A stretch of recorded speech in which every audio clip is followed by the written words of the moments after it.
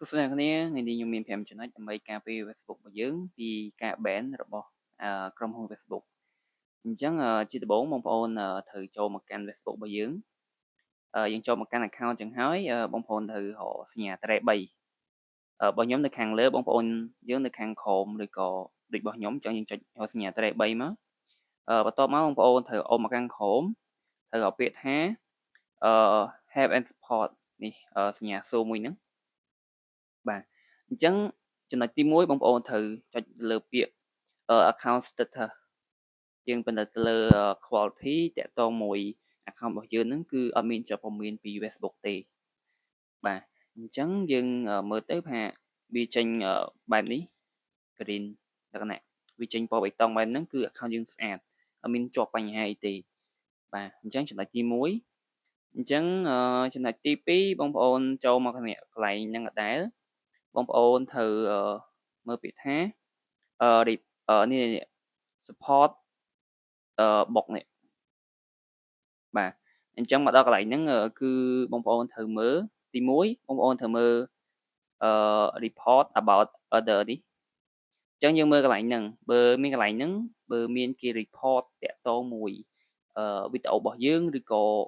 account របស់យើងវានឹង load មកកន្លែងហ្នឹងអញ្ចឹង account របស់ខ្ញុំគឺអត់មានការ report ពីណាគេម្នាក់ទេបាទអញ្ចឹងបន្ទាប់បងប្អូនត្រូវចំណុចទី3បងប្អូនត្រូវចូលមកលើនេះyour alert នេះ your alert ហ្នឹងដូចគ្នាគឺ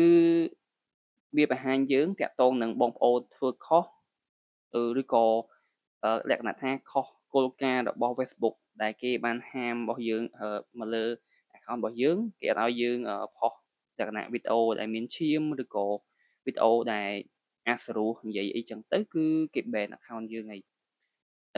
ដូច account របស់ខ្ញុំអញ្ចឹងគឺស្អាតអត់មានបញ្ហាអីទេអញ្ចឹងបងប្អូនត្រូវមើលមួយចំណុចទៀត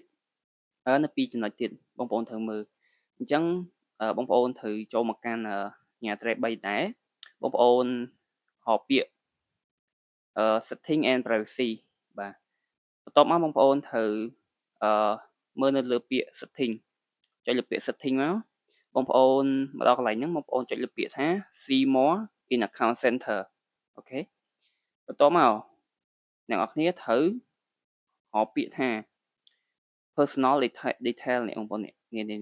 បាទយើងចុចលើហ្នឹងមកយើងត្រូវមើលថា information យើងក៏ដូចជា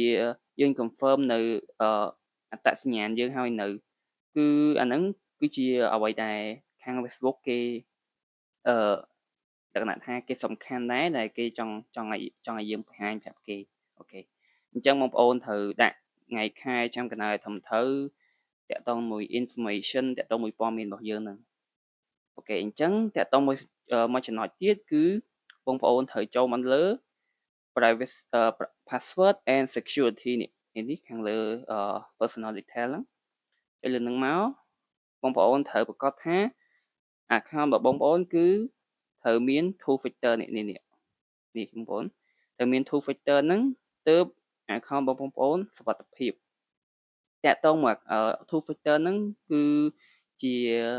មុខងារនៅក្នុង account របស់យើងដែលនៅពេលដែលយើង login ចូលគឺត្រូវទាមទារឲ្យ verify ឲ្យផ្ទៀងផ្ទាត់ជាមួយនឹង two factor ហ្នឹងទើបយើងអាចចូល account ហ្នឹងបានអញ្ចឹងបើបងប្អូនអត់ទាន់បានចេះបើកនៅ two factor ហ្នឹងទេវីដេអូក្រោយខ្ញុំនឹងចេញប្រាប់អូខេអញ្ចឹងវីដេអូហ្នឹងខ្ញុំមានតែប៉ុណ្្នឹងទេបើបងប្អូនយើងចង់ដឹងពីរបៀបដាក់ two factor ហ្នឹងដើម្បីការពារសុវត្ថិភាព account របស់បងប្អូនអូខេអញ្ចឹងបងប្អូនអាច comment នៅខាងក្រោមវីដេអូបាន